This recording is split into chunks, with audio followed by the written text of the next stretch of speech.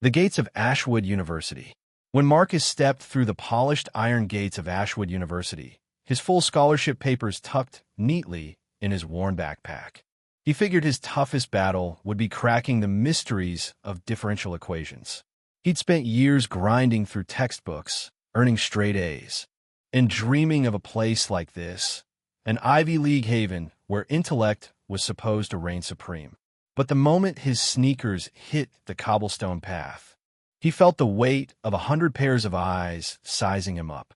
It wasn't his second-hand jacket or the faint Chicago accent that slipped out when he spoke. It was the color of his skin.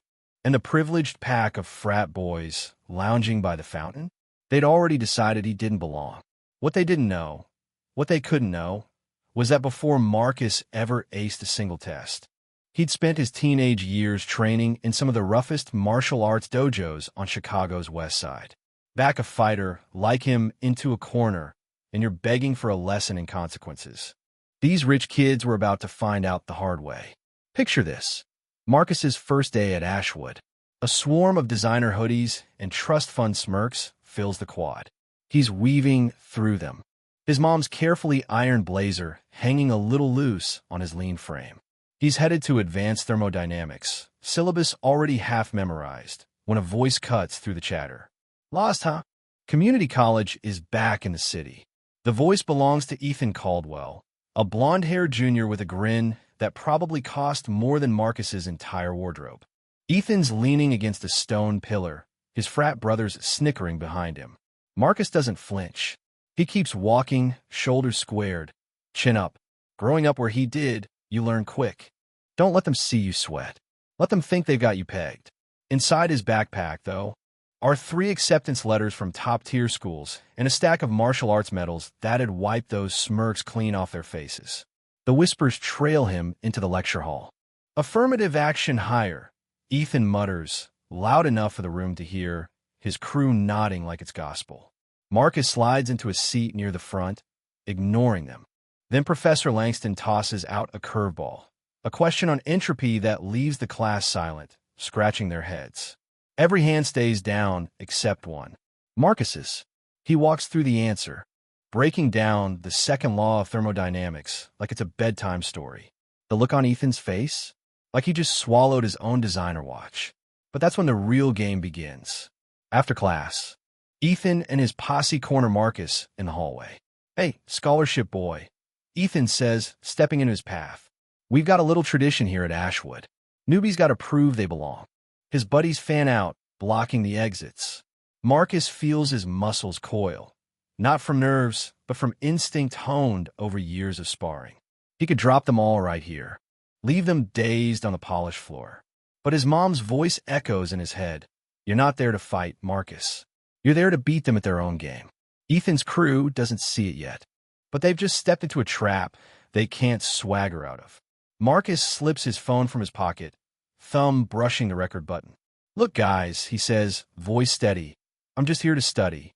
Same as you." The phone's mic catches every word as Ethan leans in, that million-dollar smile twisting into something uglier. "Same as us. Goo. But let's be real. You're not Ashwood material." His buddies chuckle, oblivious to how Marcus's stance shifts, weight settling like a spring ready to snap. That's when Lena Patel, editor of the student paper, strolls by.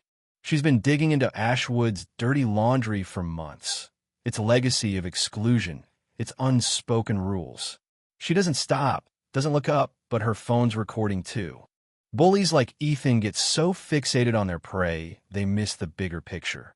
And this is gold. Later, Marcus is in the library, hunched over a physics textbook, when he overhears Ethan's group at a nearby table. They're plotting something bigger, something about the upcoming thermodynamics project presentations. Special plans for the scholarship kid. One of them says, smirking. Marcus doesn't react, but his mind's already racing. Those dojo years didn't just teach him how to throw a punch. They taught him strategy, patience, how to turn an enemy's arrogance into their downfall. "Hey, Ethan," Marcus calls out, loud enough to carry across the hushed room. "Looking forward to crushing that project together?" Ethan's head snaps up, confusion flickering across his face. That's the thing about targets who don't play scared. Throws the whole game off. The next morning, Marcus finds his locker plastered with printouts, scholarship eligibility rules highlighted in neon yellow. Subtle, right? But something else catches his eye. A faded photo slipped into the corner. It's the Ashwood graduating class of 1965. Rows of pale faces, not a single person who looks like him. Then a voice breaks his focus. They did the same to my cousin 2 years ago, says a junior named Kayla, who works in the archives. She's clutching a stack of files, her hands trembling. He dropped out, couldn't handle it. She hands him more photos, more papers, proof that Ethan's fraternity, Sigma Rho, has spent decades enforcing Ashwood's traditions. Translation: keeping people like Marcus out. While Ethan and his crew waste time on their petty games, Marcus does what he does best. He studies. Not just equations, but them, their habits, their weak spots. At lunch, he watches Ethan hassle another freshman, a wiry kid named Javier. Marcus's fists tighten under the table, his training itching to step in. Instead, he pulls out his phone, opens his notes, and starts typing. Ethan's gang isn't just a bunch of loudmouths. They're running a cheating empire. Rich kids shelling out cash for test answers, term papers, the works. And Marcus? He's building a case, piece by piece. You should just leave, a voice growls behind him. It's Tyler, Ethan's second-in-command, looming like he's auditioning for a bad movie. Marcus turns, flashing a smile sharpened by years of facing bigger threats in the ring. Thanks for the tip, he says, but I think I'll stay. Things are getting good. The next day, the campus gym becomes ground zero. Marcus is midway through his morning routine.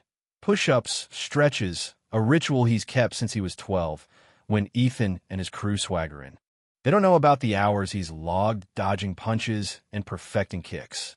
All they see is a chance to flex. Hey, look, boys. Ethan jeers loud enough to turn heads. Trying to bulk up so you can fit in? The gym quiets, students pretending to focus on their reps, but everyone's watching. Ethan points to the boxing ring in the corner. How about a friendly match? Winner gets respect.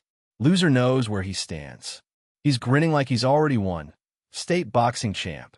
Thanks to Daddy's deep pockets and private coaches. Marcus pauses, wiping sweat from his brow.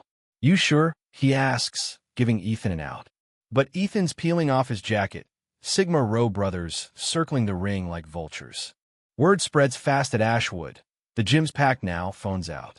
Javier, the kid Ethan mocked yesterday, starts live streaming. Kayla's got her camera rolling too.